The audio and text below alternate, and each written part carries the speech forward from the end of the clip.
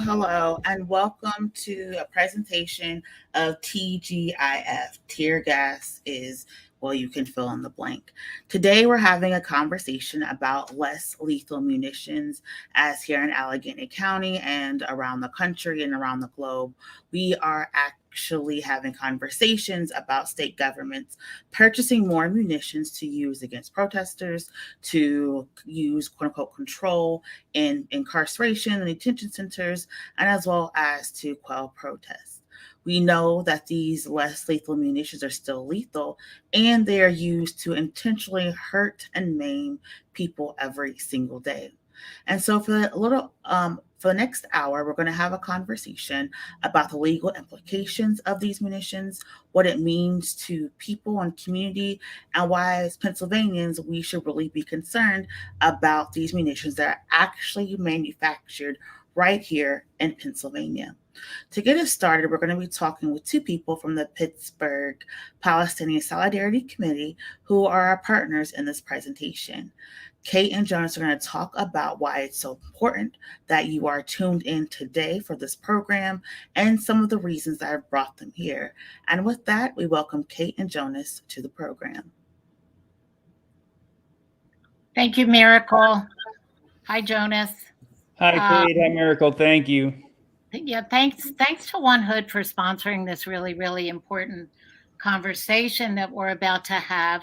I'm with the Pittsburgh Palestine Solidarity Committee, and we have been, this wave of our involvement started with the second Intifada in the early 2000s, and we have been educating and advocating for Palestinian rights at least for that long. Tear gas is a particular problem in Palestine and in other countries around the world where it's been used to maim and kill people. And early on in the 1990s, there were Palestinians and along with the Center for Constitutional Rights actually sued a company in Western Pennsylvania on behalf of Palestinian families who lost people to tear gas canisters. So our other speakers will be talking about that a little bit more, but I want to just say one thing about our involvement. Western Pennsylvania has two tear gas facilities that sell not only to brutal dictatorships around the world, but also to police forces in the United States. And our audience is going to hear a little bit more about that. But we've been protesting tear gas at least for the last decade, going to the facilities in Jamestown, New York, the CSI facility, and protesting the sale of these horrific lethal weapons. I mean, they're classified as non-lethal, but we know they're very, very lethal. So that's who we are. We're involved in a lot of different campaigns, but this one is very close to our heart. I've been tear gassed in Bolak in Palestine. I know Jonas has also been victimized by the gases as well, both there and here. So Jonas, you want to add to that? Yeah, I just want to say also that the Pittsburgh Palestine Solidarity Committee, we're a broad coalition of Jews and Muslims and Christians and queers and communists and atheists and all kinds of folks who have been to Palestine, who have stood in solidarity for many, many years with the Palestinian people who are being oppressed with our tax dollars by the apartheid Israeli army. And I'm really honored that Mohamed Khatib is here today. Kate had mentioned that she's been to Belen. I met Mohamed in Belen back in 2003 in his village that has been nonstop protesting against the illegal annexation of the village of Belen. And on a daily basis, the folks in Belen and all over Palestine are forced to deal with the effects of tear gas and rubber bullets and the weaponry that the U.S. supplies to the Israeli army. So I'm really honored that he's here today, and I invite any of the viewers here today to check out our Facebook page and follow what we're doing. We have many upcoming events, and you're welcome to join us, and we would love to have you. And on that note, back to you, Miracle. Yes, thank you so much, Kate and Jonas. And now for our panel discussion. We're going to be joined by 3 other panelists. Jonas said he was going to take a step away, but Kate, are you going to stay with us? I can stay. Kate's going to stay with us, and we're going to have this conversation. So like we said, this is going to be a local and international program. I guess that is, one of the silver linings of this time is that we're all able to connect globally. And so one of the people, as Jonas just so brilliantly talked about, is Mohamed, who is an attorney, a civil rights activist, and organizer who's coming to us from Palestine. It's 9 p.m. there, so we want to thank Jonas for joining us this evening. Not only is he someone who's been directly impacted by tear gas and less lethal munitions, but he's also an individual who has worked to do nonviolent resistance to land confiscations and is a part of the popular struggle for the coordinating committee in Palestine. So welcome, Mohamed. We're going to unmute you right quick. Sorry, I was muted.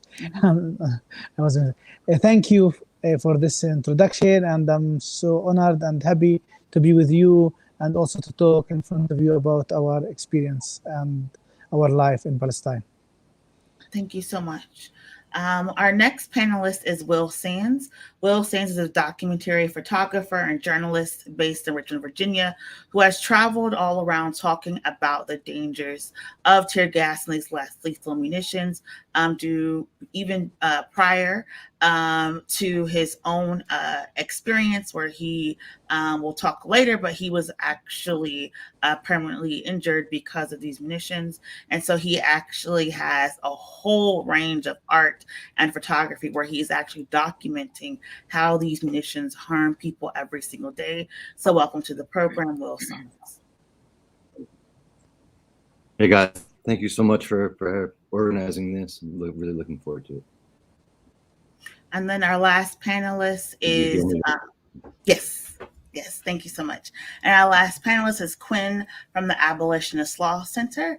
Quinn is a staff attorney and community organizer who is actually working on some of the legal cases and challenges to having these tear gas and less lethal munitions deployed here domestically. So welcome to this program, Quinn. Everyone, thanks for having me. Looking forward to the discussion. Yes, thank you. And so for a lot of people, the past 2 years is their direct introduction to tear gas and less lethal munitions. We know people have taken the streets to protest a plethora of things, from climate justice to police brutality to eviction moratoriums. But what we saw in the past couple of years is this militarization of police to respond to protests. And here in Allegheny County, One such protest was the East Liberty protest that saw scores of college students and high school students actually have tear gas deployed on them. And Quinn, your organization, the Abolitionist Law Center, has filed litigation against like the Pittsburgh police and others for that East Liberty incident. Can you just talk about what is going on with these less lethal munitions? How do they even get to our city and our governments in the first place? Yeah, so there's a very long history of tear gas in particular being used domestically in the United States, as well as a tool for colonialism across the world. So, it sort of started popping up in warfare in World War I.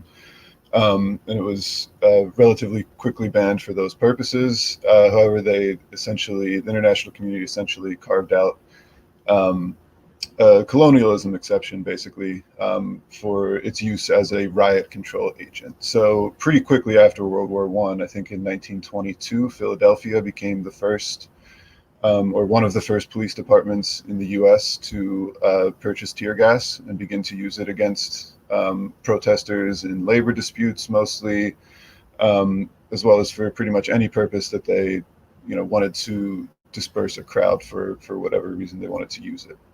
I think it's become a lot more common for police to use it in the last 10, 15, 20 years as a first option rather than as a sort of something that they would resort to later in clashes. But it's definitely got a long history of use in the U.S. by police departments against protesters and other people who they were, like I said, attempting to disperse whatever movement they were a part of, and used as a way to, rather than firing live bullets at people, they saw tear gas as something that the public would more readily accept being used against protesters, because it wasn't something that left necessarily an immediately obvious, physical harm on somebody. There was, less blood and a little bit.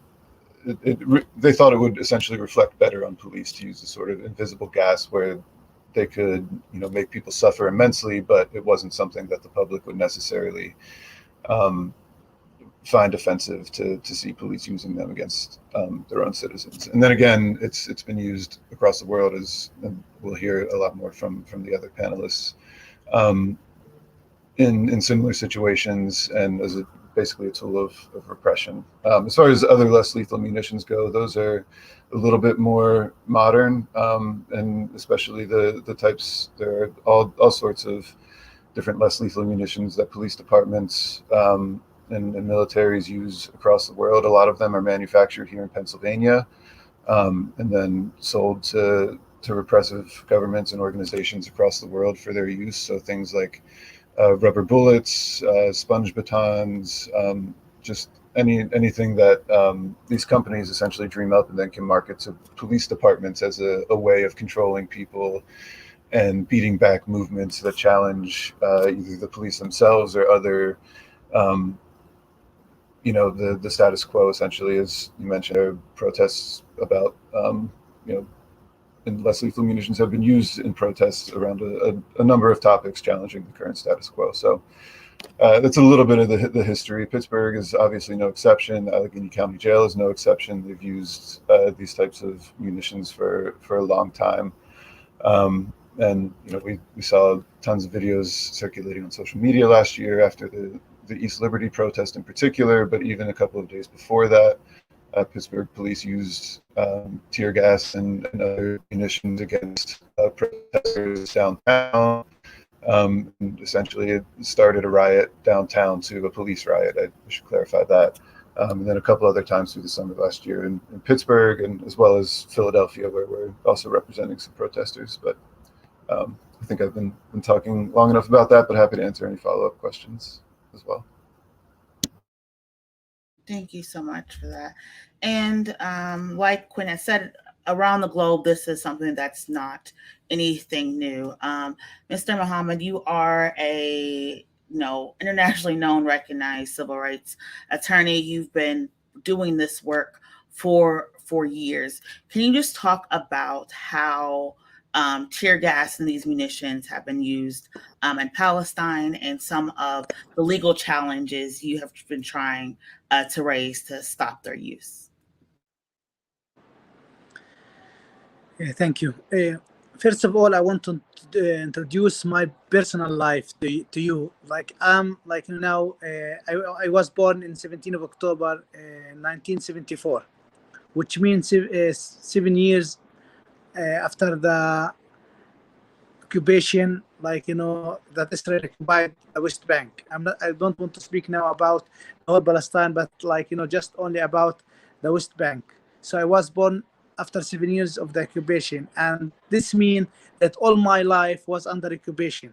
So I didn't know what's the life without occupation, as all of my age in this region, in this area that we are under the Israeli regime, the Israeli occupation, and that this occupation not only it is a military, but it's also it's entered to our life with settlers, with all the circumstances and the life that that they want to control, to put in us and to control our life.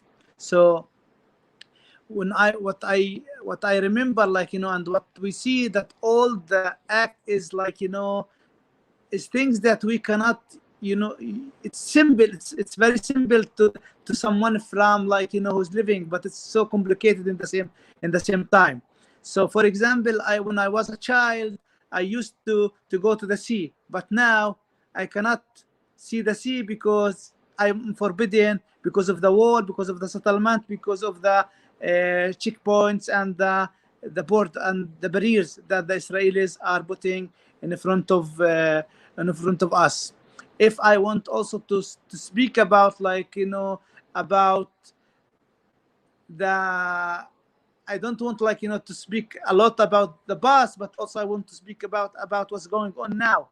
What's going on now is the half of my land is being cut by the wall, and this land that it's in the other side of the wall, which is that considered the Israeli side now, there's a huge settlement that it's around 80,000 settlers who are living in our land, in the same place where I used to play, and my children are not allowed now to go there, and they have brought our olive trees, and in 2004 they start to build the wall in our land, and then we start to demonstrate.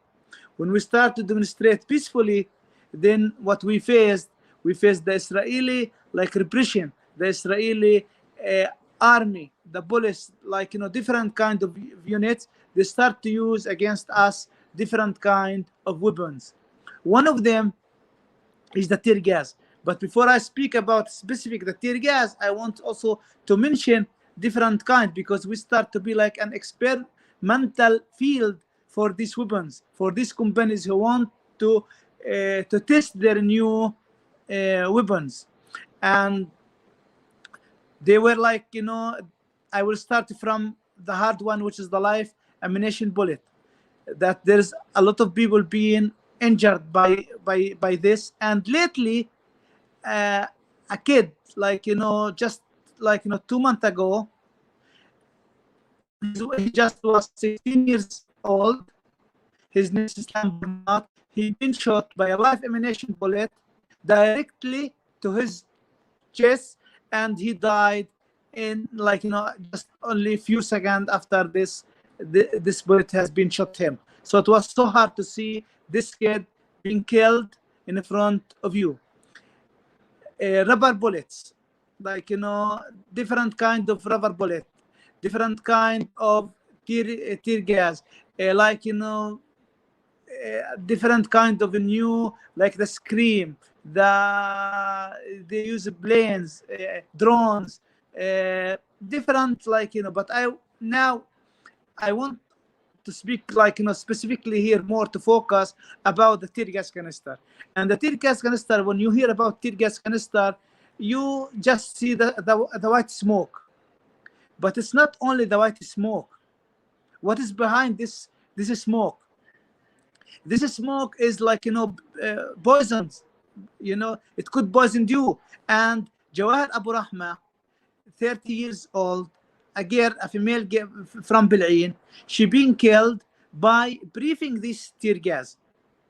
And it was proved by a medical report, by like a lot of evidence that it was killed by breathing this tear gas. And her brother Basim, also 31 years old, Basim Abu Rahma, was killed in front of my eyes, in front of me, and I saw that I was just only 2 steps from him. They shot him directly with a tear gas canister. It's not only a normal one, a tear gas canister. It's called the rocket, and it was like, being tested in Bil'in by these two, like, these companies and the army, like, and it's make a hole of 10 centimeter of, like, diameter in his chest, and he died in the place. Another friend of mine from the village of Nabi Saleh, he was like, also being shot by a tear gas canister in his head, and he was died because of the tear gas canister. And there is a lot of names, like, a lot of stories, a lot of like people who have like a lot alive being taken by these gas canisters, because also the army and the police were shooting directly where they're supposed to shoot it, like, in the in the sky, or to fall down, but they were aimed, and they were use it as you said, lethal weapon, and they decide to kill, like, what they were planning is to kill people by using this kind of weapons. And like, also, like, American activists, Israelis activists, all the people who were participate in our demonstration, they were shot. And I will tell you also more, like, about, they were like, I was like, observing not only the killing, which is so hard, but also I was observing how they were experimental the weapons in us. Like, when they start, like, the tear gas canister is different kind. One of it is that it's explodes to different pieces. One of it, it's a rubber, black one, it's look a rubber. And but, like, they start to use recently that they put a box in front of a jeep that it's launch like, around 10 or 20 together, so it's make the whole village as a cloud of smoke. And this was being they experimented it in our demonstration, and they announced that they are using this for the first time to see how the effect of it on the people. So they were using us like mouses of labs, like labs mouses, to see how it's work against us, and how.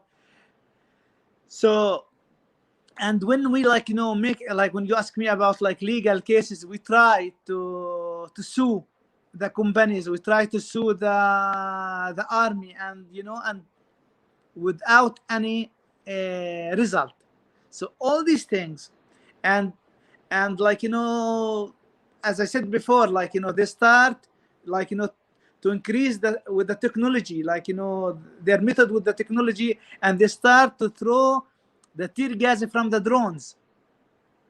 They use the drones to go up and to like it was a rain, like the sky is raining tear gas. It's like, and these all like stories about the tear gas, like, and we know that there's 2 American companies who are, like, taking part of this one is called Defense Technology, and the other one is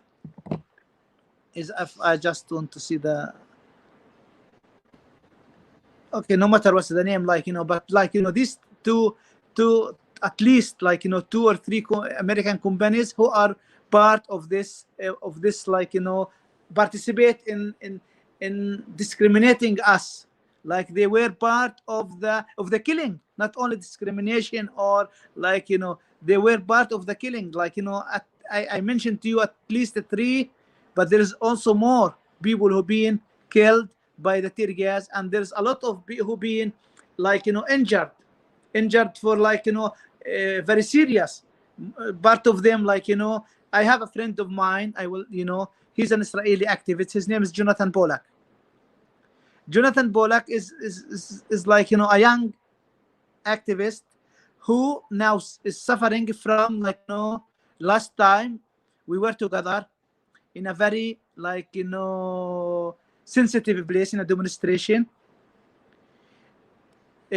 Jonathan lost a piece of his memory because they hit him by the tear gas canister in his head, in his skull, and then he fragmentation and make a piece of his memory, he lost it.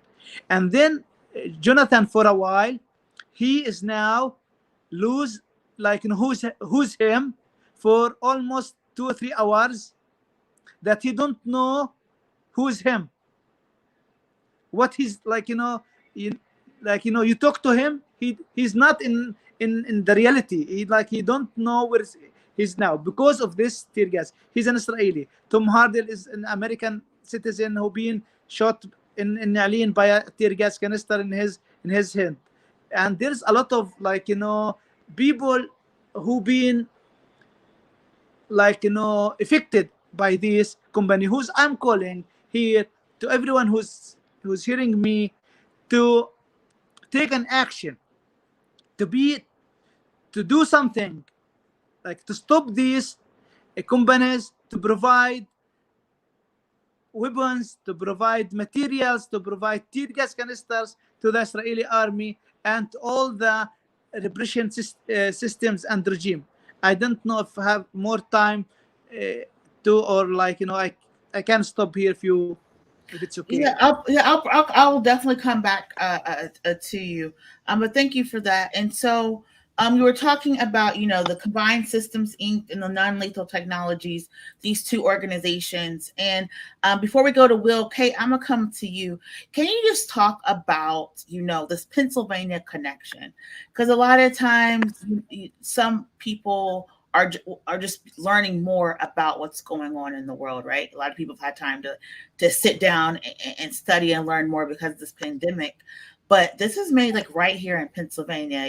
Mohamed's talking about memory loss, people losing their lives. We also know that it's causing reproductive issues. It causes infertility. So much is going on. Can you just talk about this Pennsylvania connection? So I actually think when Will comes on, Will has been researching this as a photojournalist, and he's writing for Mother Jones, and he can really talk about also the firsthand experience of being hit with a tear gas canister. But Western Pennsylvania has 2 of the largest facilities, tear gas facilities in the country. And as I said earlier, CSI in particular sells, I know right now they're selling to Israel, they're selling to Egypt. I think they're also selling to Bahrain. And activists from Youngstown, Cleveland, and Pittsburgh have been protesting at this plant, as I said, at least since 2004. They flew an Israeli flag regularly from the plant, and more recently took it down, and I understand they only fly it once a month. The other facility is in near Indiana County, and that facility was sued by Sam Bahor, who's Palestinian, by the Center for Constitutional Rights. That's now they're called Nonlethal Technologies, and they're also producing tear gas that's sold, I think, more recently to the Chinese government, and that tear gas was used in Hong Kong. So we have a very important role to play. Mohamed talked about the need to be active, become activists. Tear gas is a lethal weapon. Mohammed is referencing people who lost their lives, lost their memory, lost part of their bodies, lost their, in Palestine. But it's really a worldwide phenomena, and it's being manufactured here in Western Pennsylvania. So we are in discussions about what to do next, which is why I'm looking forward to this conversation, because I do think we should be doing our best to shut these plants down. They're not only injurious as a weapon, but they're injurious in the communities where they're located. They're injurious to the worker in the plant. They're injurious to the land around them. And there's nothing good that can come from this. They are not about riot control. They're about injury, and they're about harming our communities. So I think that Will add a lot to this, because I know he's been doing a lot of research, and then we can come back around. And so to bring Will in, for a lot of folks, remember during Ferguson, October, after the killing of Mike Brown, a lot of people went on Twitter and were talking about, we don't know what's happening, but we just got hit with something. We know it's tear gas. We can't breathe. We know it's in our clothes. It's in our eyes. And because of the documenting of those tear gas canisters, and there's other munitions, a lot of people, particularly from Palestine, were saying, hey, we get hit with this all the time. This is how you wash your clothes. This is how you protect your eyes, protect your nose. This is how you get, the smells and things out of your house. And so we understand that documenting, the weapons that are used by the police are so important just for, our daily survival. And so we want to bring Will on, who has been documenting and researching, these munitions, for years, and just talk about why it's so important that he's doing this work and some of the things that he has, discovered. So Will, we want to welcome you to the program when he comes back. But I'm coming back to you, Quinn, as we wait for Will to join on. You're following these lawsuits. We learned, just the other week that here in the local, jail, they're advocating to get trained on these munitions, so they can use them for control and security. People are harmed. People are dying. What are some of your clients, and what are some of the other people who've been harmed by these tear gas, and munitions telling you when you do your interviews? Things that you can publicly share, of course. Yeah, so a lot of people's experiences are very similar across, regardless of how tear gas is used. So I'm not going to share anything specifically that anybody told me, but it's a relatively universal experience, especially with tear gas. If you're just hit with the gas, your eyes start to burn, your throat starts to close up, you start, feeling a lot of like mucus coming out, and you can't really control your tears. It's really debilitating for a little bit. When at the East Liberty protest last year, I was there, so I experienced a little bit of it, not as much as many people, but then there are a lot more serious effects for some. I think, as you mentioned, there are major effects on the reproductive system. There's a lot more research coming out now that tear gas and chemical weapons can be in abortive fashion, so they can basically terminate a pregnancy. And then in more serious cases of just exposure to the gas, leaving aside some of the things that Mohamed was mentioning about being hit with the canisters, or the canisters being shot at you, it can cause death eventually if you inhale enough of it. For people who have respiratory issues, it can be particularly deadly. I think if you're looking at the last year and a half, while we're in the midst of a global pandemic for a respiratory illness, it's particularly dangerous to be, firing tear gas on people in that context as well. And then for the other types of munitions, they are basically intended to maim without killing. They can cause broken bones. People, have broken bones from particularly rubber bullets, as well as the beanbag rounds that they shoot at people, which are essentially, they have a cartridge with a couple of small bean bags in them that is fired out of a shotgun, and then they sort of spray. People frequently lose eyes if they're struck directly, especially with some of these munitions. In the case that we filed in Philadelphia, the police were driving through the streets in armored tanks, basically throwing tear gas on people's lawns, on their porches. Anybody that they saw that was just outside, they would throw tear gas at them, regardless of any connection that they thought they had to any protests that were going on in the area or anything like that. So they basically just it was open season on anybody living in that area, which was historically and predominantly Black neighborhood in Philadelphia that has had a very contentious history with police. It's the same neighborhood where the MOVE bombing occurred, which for those who aren't familiar was another instance where police used tear gas against a Black liberation organization, and then later dropped a bomb on their home, which ended up killing a number of them, as well as burning down almost an entire block of homes in Philadelphia.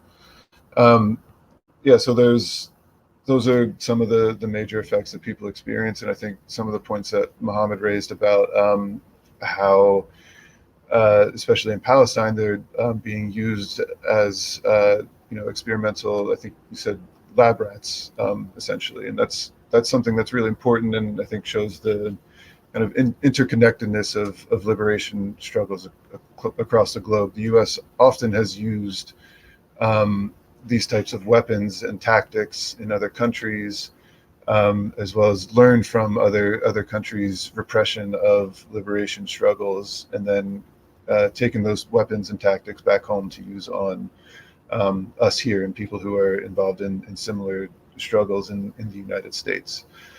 So that, I think, along with kind of the Pennsylvania connection of these weapons being manufactured largely in Pennsylvania, and then being shipped out across the world to be used against people, I think really drives home how interconnected all of our struggles here, as well as what you said about people in Palestine offering support to folks in Ferguson and elsewhere when they were experiencing tear gas because of the way that or their experiences with it, and they were able to offer advice and things.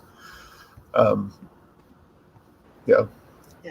Thank you. I know, Kate, you said you wanted to also add some more to the conversation.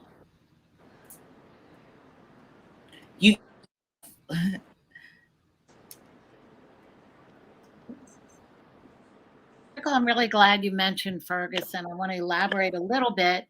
When Palestinians saw the brutality of the police in Ferguson against the demonstrators, they did contact the demonstrators and gave them ideas about what to do when you get hit with tear gas, like put an onion in your mouth, put a mask over your face, use milk. And solidarity, I think, has always been between the Black liberation movement and the Palestinian movements, and also in South Africa, for example, there's strong solidarity movements and alliances. But it even became more so with the connections between the oppressed people here and marginalized people and what's happening in Palestine. But what I want to add is that several years ago, Jewish Voice for Peace, along with other activist organizations, initiated a campaign called Deadly Exchange. And they made people aware in the United States of the increased militarization and collaboration between the Israeli, the IDF, the Israeli Defense Force, which is really the IOF, the Israeli Defense Forces, and police departments in the United States. So police in the United States, not that they really needed this kind of training perhaps, but went to Israel, and Israeli military came here to cities across the country to get better training in what we call riot or crowd control. So the connection between people is so strong. Our fight against these weapons has to be, it really is in everyone's interest to oppose the use of these lethal and barbaric weapons. I've been reading about tear gas used in World War II. I taught history for many years. And when I look at World War I, they actually talked about how they could kill more people with the use of tear gas because the soldiers were so horrified at not being able to breathe. They would jump up, rip their masks off, and run into the gunfire of. So it's really I don't know what other word to use, diabolical, to figure out ways to harm people even more than than you can, and then to the cynicism of calling it non-lethal when we know that it's killed people, we know that it's injured people for life. Will Sands, I guess he's having a hard time getting back on, Miracle. He's from, so I might say something about Will. I really wanted him to be able to tell his story, but Will was, and hopefully, will we be able to get him back? I don't want to do that if he can't. We're trying, but you can go ahead. You can go ahead. The way that I haven't met Will personally, but I was at the demonstration a month or two ago at the CSI facility in Jamestown, New York. And again, Youngstown has sent the Arab Community Center in Youngstown, and activists in Cleveland in the area have come there over the past several years to protest this facility and to demand that it be shut down. And Will was calling some residents. He's been going to Jamestown, and he's been going there and interviewing people. Will was at a Black Lives Matter demonstration in Washington, D.C., and he was shot in the face with a canister, and he lost an eye to a tear gas canister. And I don't know his whole story except that he's writing for Mother Jones, and he has been documenting and talking to at least 30 other people in the United States who've also lost an eye to a tear gas canister. So Mohamed made the point that supposedly you're supposed to fire up in the air or whatever, but we know that the American police departments are firing directly at people's heads, directly at their eyes. We know that they're doing the same thing in Palestine. And we also know that there's this collaboration between these police forces, and we need to shut them down. We need to talk to Congress. We need to protest. We need to demonstrate. We need to stop, because Will is here. So hopefully we'll be able to keep you on. All right, and thank you so much for joining us, Will. We're having technical difficulties. Can you just, jump right in? You've been following this conversation. What would you like to where would you like to start? Can you guys hear me relatively clearly? Yes. Okay, great. So sorry, the connection here is not what I hoped it would have been. So I'm barely able to follow the conversation, so I'll just add a couple points of just what I was originally gonna add to the conversation. So I'm a documentary photographer based in Richmond, Virginia, focusing on political movements and social uprisings, and then some conflict reporting. And so I've been around these weapons for the majority of my adult life, both originally as a protester and then as a professional journalist. And in May of 2020, while covering the protests in DC, following the murder of George Floyd, I was shot with a tear gas canister at about 11 o'clock at night.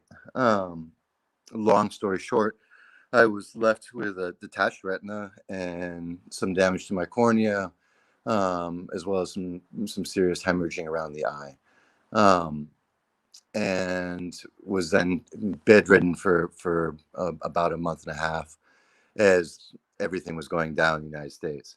And so I was watching everything happening from a bed.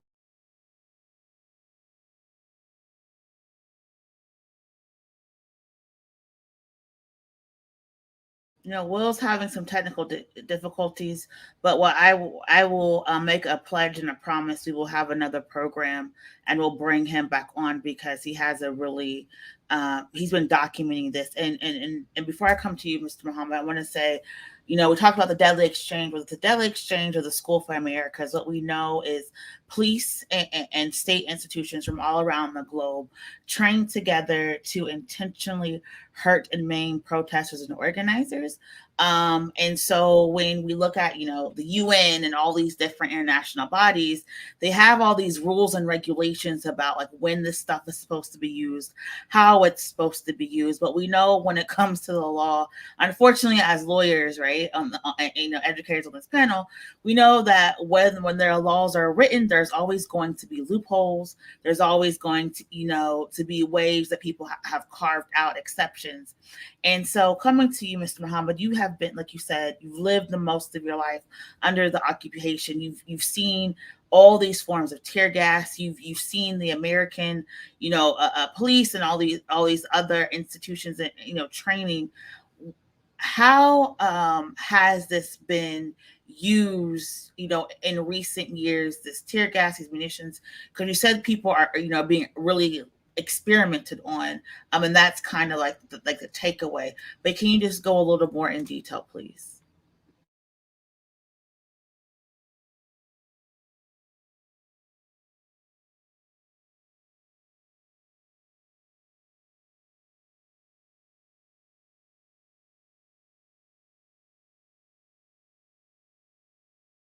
I'm just gonna have you unmute yourself. I do apologize. Sorry, I'm always doing this. So sorry. So as I said before, since 2005, I am part of this demonstration that we are keeping doing in a daily life, because the occupation is strength and expand, and so we have to resist it. And to resist, we have to demonstrate, because we want to use the non-violent methods, and we want to demonstrate in a very peacefully demonstration. But the Israelis and the occupation react to us in a very violent way. So we start to become as not an expert, but we know exactly which kind of gas. Since we see the army are coming, because here I must differentiate. We are not speaking about bullets. We are with army. And what's the difference between the army and the police, which is supposed not to deal with civilians, but because we are under occupation, then who's deal with us is the military forces, which is the occupation of the Israeli occupation forces. So it's so they're the orders that they have, the way that deal with us, it's totally very hard against us. So when we see this soldier is coming, first of all, we don't know who is him. We don't know what is in his mind, what he will do now, if he will kill, if he will shoot, how, because we don't know which background he came from, what is what they teach him, what they educated him, which kind of orders he have against us. So each time we are going there, we scared to lose our life. But in the same time, we decide to continue the struggle and to continue the demonstration, because we want to raise our voices loud that we will not live with this occupation. We will not normalize with this occupation. We are against this occupation. So this soldier, when he came, he is full with equipment. So since he is coming, or the jeep is coming, we know which kind of tear gas he has. And there's different kind, as I said, the black one, the 400 millimeter one, the white, the aluminum one. And these aluminum are different types. And also he will use it from a gun, or he will throw it by his hand, or he will shoot it from a drone or a jeep or a launch. It's also different. And there is also something that I want to mention, that it's very dangerous. We know the normal tear gas canisters, but there is something called the rocket. This rocket, at least he killed two people. From my know. There's another. I don't back to researchers, but if we go back to B'Tselem research and other researchers, we know that there is more. But this, this kind of which is called rocket. It's reached to 1,000 meter, 1 kilometer. It could reach. It's a very far distance. This has inside it like a rocket launch, like it could launch itself again. So when it reached to 500 meter, it could launch again. So imagine that they shot it, and after it's reached to 500, and after 500, it will be accelerate more, and it will be come back again fast. So when it hit people, it killed people. So this is also an American manufactured weapon that it's. I think that after Bassem being killed, there was a decision from the army, even the army itself, to stop use it. But until now, they are using it, and assume also they are using it in the United States until now. And the other important issue, maybe you are used to see the tear gas effect against the demonstrators, but because we are in a village and our demonstration in the field, so the tear gas is like make a fire, because how is the smoke is getting out from it, because there is a fire inside it. So when it's get to the ground, it make a fire, a big fire. So there is hundreds of olive trees being burned by this tear gas canisters. So this is also, it's not only its effect against the human, but also it's against the planet and the trees. I will end here with a small story that happened to us in after Bassem being killed by a tear gas canister, and there's many olive trees being burned. And when the olive tree being burned, it stay alive, it stay stand. It's burned from inside, not from outside. So it's the body stay, but inside it will be died. So, and Bassem being killed by a tear gas canister. So in the place that Bassem being killed, we brought this olive tree that has been burned, and inside it we plant a new and small olive tree. And this was our message, was that from death we will make life. And here in the place that Bassem being killed, we want to send the hope that his memory will live forever, and also the tree will, and the life will get back again. So always our messages is for hope and for peace and resistance. And we hope that we will have a lot of people who are will stand with us, and also with other communities who are under depression, and they are being tear gases by if the word is right, by these companies and by this technology that it's little weapons.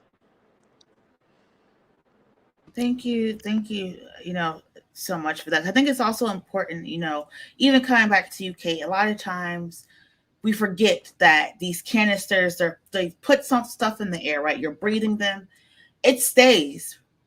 This tear gas, this pepper spray, and this is not, the pepper spray that is on your little keychain. This is stuff that is super concentrated, super harmful. It can stay in your clothes. It can stay in the water, stay in your homes, your blinds, all types of stuff.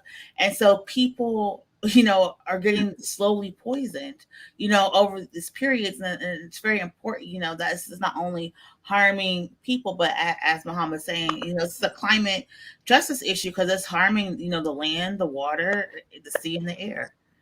And also, I want to mention something before you, if you allowed me, back to when he speak about the COVID and how the effect of the, I was just, a witness in something that happened. A friend of mine, he was he's around 45 years old. He was he get the coronavirus, the COVID, and he was in the hospital for a while. And then when he get out, he feel that he's good and everything, and that the disease passed. But when we were in the demonstration, he was far away, even not in the cloud of the tear gas. He was just only a few meters but he smelled the tear gas, and he has to get back to the hospital, and he was in a dangerous of life because of the difficulties in breathing. Because Queen mentioned that before, so I want just to give a testimony about something happening in front of mine, that people who have problems now, they are in more dangerous in their life if they get the tear gas now. I want to add something to this? Am I not muted? Okay. If the people listening want to see more of Will Sand's work, you could find his work at the pulitzercenter.org/people/Will Sands. And so you'll see the work that he's doing now. As I said, that I think that 30 people at these Black Lives Matter demonstrations in the last couple of years lost an eye, shot directly in the face with these tear gas canisters. I want to say during last summer when Israel was bombing Gaza and the West Bank and inside 48 Israel, I had friends who were Palestinian citizens and Israeli citizens sending photographs of the canisters that were being used against them. And those canisters are clearly labeled. Mohamed, if you have these canisters, they're clearly labeled with CSI facilities, Jamestown, Pennsylvania. And this was very current. I really feel that I want to say there are other organizations that have been taking up this issue. I know Amnesty International has written about it. Human Rights Watch has written about it. And last August 2020, the War Resisters League, one of the oldest peace organizations in the United States, sent a group of people to the facility in Jamestown where they blocked the entrance to the facility, and 5 people were arrested because they locked arms and they were not going to move. So this campaign has been around for a while. Some of the knowledge we have has been around for a while, but I do believe there's an increased use in this, especially here in the United States. And I think at some point, and I don't really have a proposal for this, but I do think that we're going to have to bring all these organizations together and really demand that these plants are shut down. I don't see any other way. I mean, they will continue to manufacture. They will continue to declare themselves as non-lethal. They will continue to be used against protesters here and around the world. And I do really think that if people knew, if you saw the photographs of what happens to human beings when they're hit in the head with this, that I think we could turn around the consciousness of people, where we would have many more citizens and others demanding that these plants stop manufacturing these deadly weapons. I mean, yeah, I think we should be writing the governor. I think we should be talking to the legislature. I think we should be protesting regularly. We need to shut these plants down. And we need to tell the American people that this is not in our interest. Yeah, and I know there have been reports of when police now discharge these weapons, that they are also being told to pick them up to make sure that people can't, take a picture of them, that make sure people can't document them. So what's been also going on is people have literally been saying, okay, it's made from this facility. Yes. It came out in this year. These are, maybe even the chemical compounds, because also, we're talking about these munitions. We have no idea what this stuff is. I remember when I was in Ferguson and got, tear gas and pepper sprayed, we had no idea what we were breathing. We had no idea, what to even go and tell the doctor what happened, right? Like, we just knew we had this stuff. We had to, get rid of it.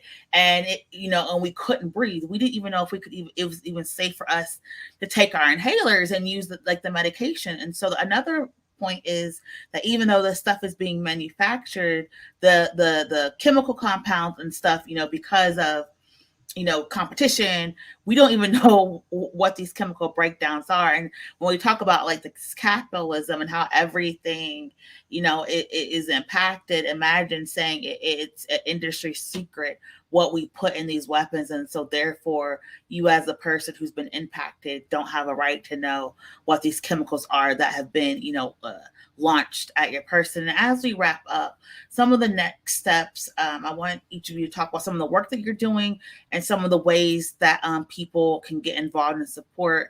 And so, Kay, I'll come to you first. How can people get, involved and support, with the Pittsburgh Palestine Solidarity Committee? I think the best way to contact us is through the Facebook page at this point. I know that we'll be going back to Jamestown to protest, and I don't know exactly when, but we're really looking forward to publicizing that. As I said, we work in collaboration with people in Youngstown, the Arab Community Center, with activists in Cleveland.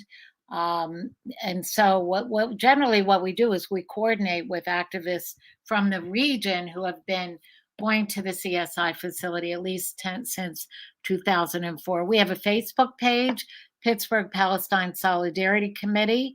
And so you can contact us through that page. We are now in discussion about what our next steps are, and we want to welcome people's involvement. And I hope that this talk today really inspired people to want to get active and involved in this campaign. It's unfortunate that we haven't been able to hear from Will.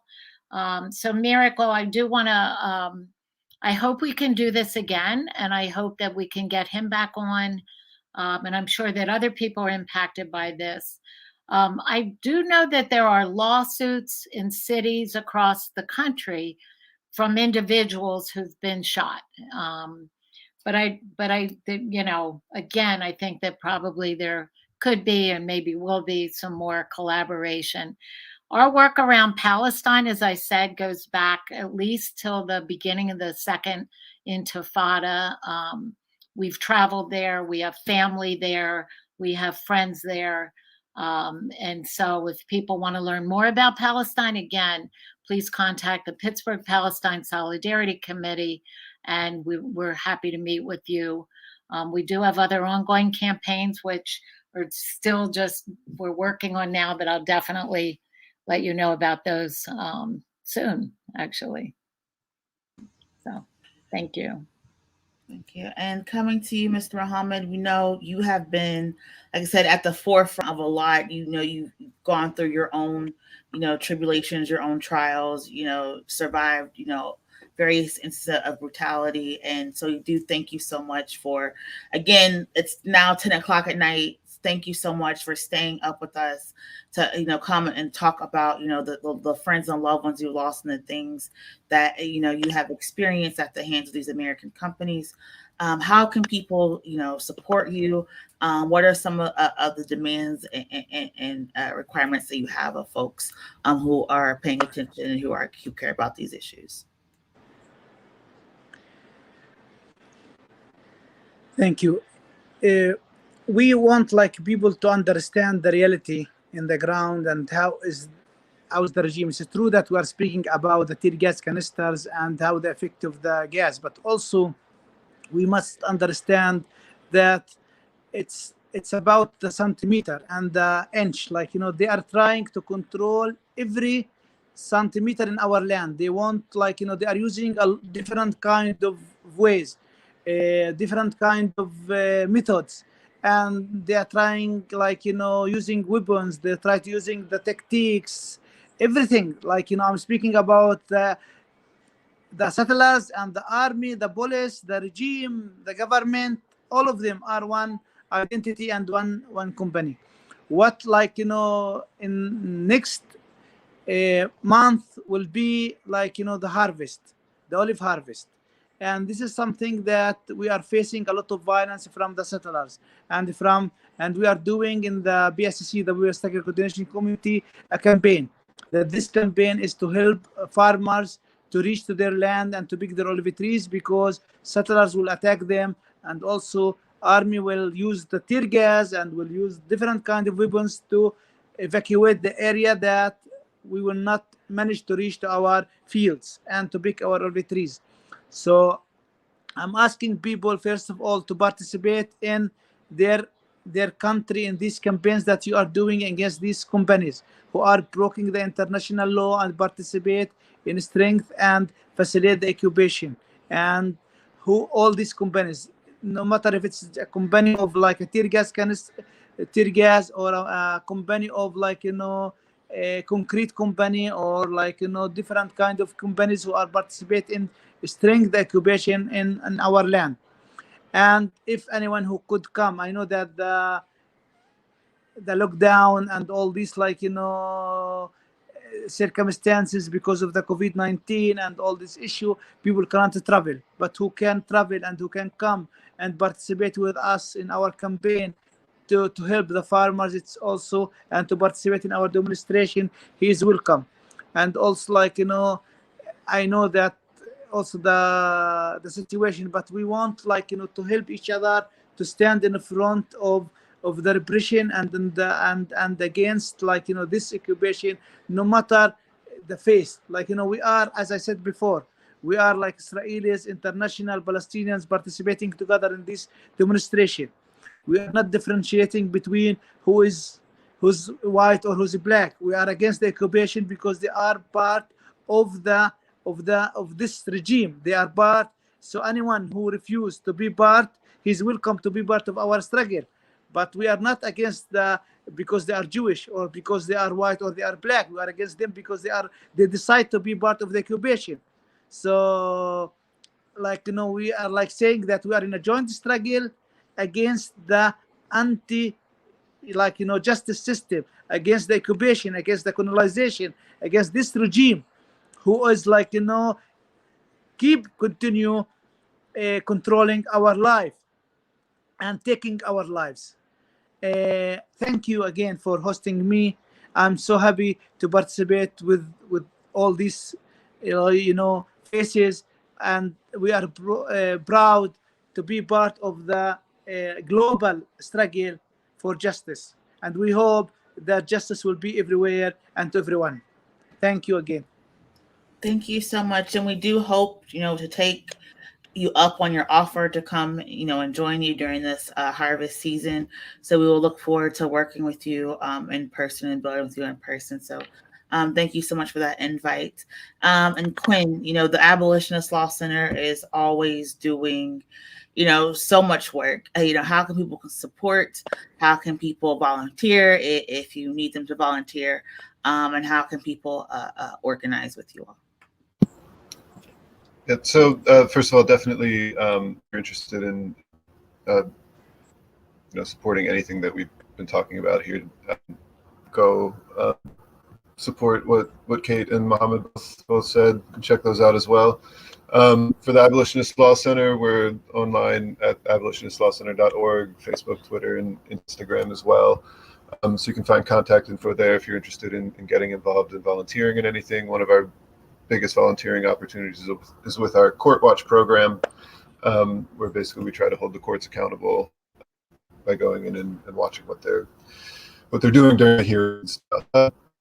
Then I think what we've been talking about here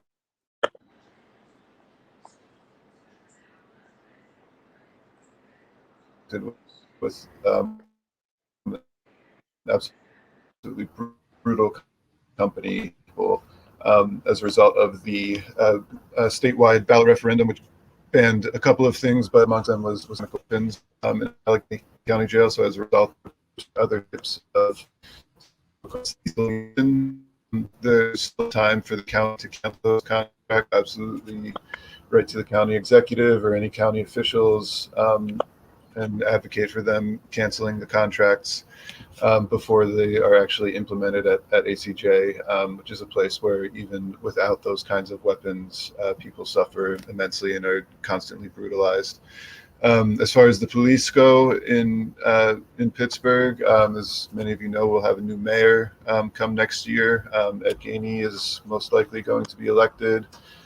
So if you're involved in organizing work here in Pittsburgh, you can absolutely advocate for him to take a position banning these types of weapons and preventing the police from using them again. That's one of the things that we're seeking through our lawsuit, but courts are slow and uncertain, and it's certainly something that he could push and should be sort of at the forefront of his agenda. I think as he takes office, most likely takes office in January. Yeah, thank you so much for that. And what Quinn was talking about, the cancel of contracts. If you have Twitter, it's a Twitter account called Allegheny JOB. The Allegheny JOB Watch is kind of what they stand for. They have been really going to the every type of board meeting when the Allegheny County Jail Board meets and been tweeting out all these things. But a lot of people locally, we organized, we supported the measure to ban solitary confinement in the local jail. And the response, that the jail has now said is that, hey, we will ban solitary confinement in our jail if you give us these trainings on these less lethal weapons so we can use them in these closed off facilities for places that already have a COVID-19 spread, but also do not have, the best air conditioning systems. So we know this is going to cause a lot of long-term and immediate impacts and harms on people who not only are placed at the Allegheny County Jail, but who work there as well. So again, thank you all so much for joining us for this special presentation for TGIF. Like I said, I promise, I guarantee we will have another program with Will. I commit myself to having that presentation, whether it's in person or virtual, because I think it's very important for people to see what these companies are doing in the need under the name or pretext of American solidarity and safety, and so we can organize and fight back against those. Please follow all these amazing organizations on social media.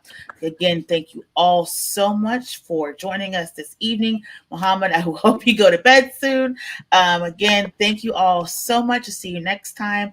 Please join us for the rest of our programming this week.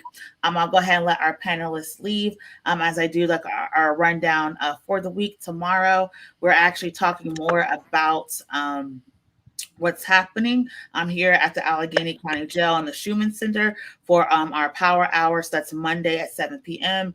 And so please join us tomorrow right back here at 7 p.m. as we're talking about what's happening with the close of the Schumann Center. And we'll see you for the rest of the week. Please be mindful to take care of yourself. We know today was a heavy topic. Please practice self-care. Please, if you feel like you need to do something, write your elected officials, write the people who are the decision makers in your counties and organizations so that they will not support these measures. And we will see you next time. My name is Miracle. Thank you all so much for tuning in. I hope you have a great rest of your week. Thank you.